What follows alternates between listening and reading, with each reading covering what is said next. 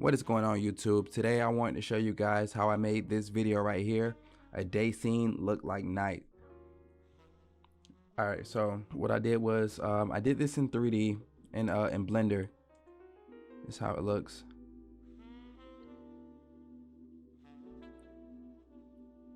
And I'm going to show you guys how I made it look like night. Let me slow this down, 80. Okay.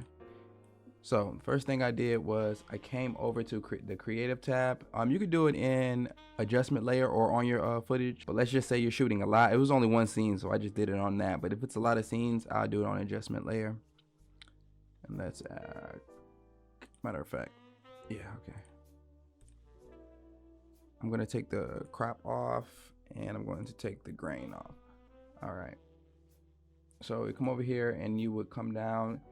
I'm assuming this is already built into Adobe, so it should be on yours too. So you just come over here and you look for a LUT and you come down and you see Day4Night. I don't think that's the one I used though. Is it? It may be the one. Okay, I thought it was a different one. So you do Day4Night. It's gonna have this blue look to it. So it's going to look like this, and you will come into the settings. And I raise the expose. You can either drop it or raise it. Some people like to drop it. I don't like dropping it too much. I'll raise it, probably 1.5. See how that looks. Yeah, that's fine. And then the contrast, I will take the contrast up down a little bit. And the highlights, I will bring the highlights up. You can also bring them down. It just depends on the look that you're going for. I'll probably bring them down, -40. And then the shadows, bring those down. If it's too dark, you can always bring it back up. And the whites, I'll bring that down, and then I will come into curves and I'll make an S. I normally just drop this and I don't even raise the highlights. Some people, if you want to, you can raise the highlights. I don't really like doing that. Yeah, so after curves, I will come down to your color wheel and you can like add a color to it. I normally do like a little green in the shadows, the mid-tones, like orange, red. It's kind of decent.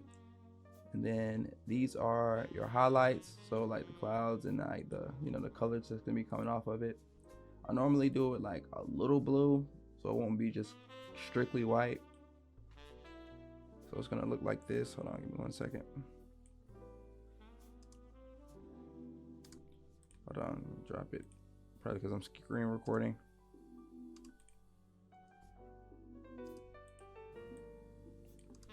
There we are. So it looked like this, and you can make it look like this.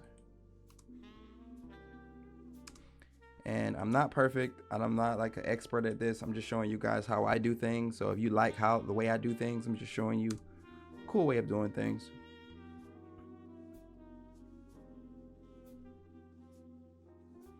And it looks pretty cool because when I had it, let me see if I still have it pulled up.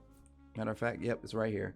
So when I first brought it in, hold on, I was too bright. So like my green screen, it was a little too bright for me, and I didn't like that, and I didn't want to like render it out and it's like I'm bright and everything else is dark.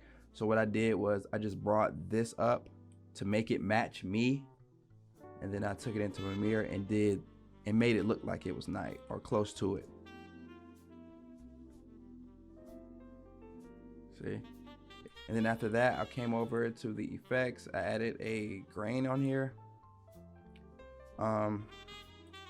It's just really noise, but if you have, I put it on 7%, but if you actually have grain, it'll probably look a lot better. But I just do like a light touch of grain, and then I add a crop.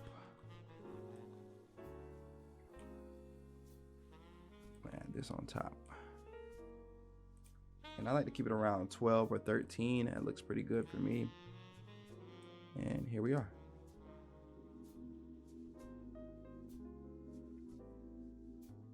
The grain's gonna look a little better. It's just like I have it in low quality right now, so it can play through.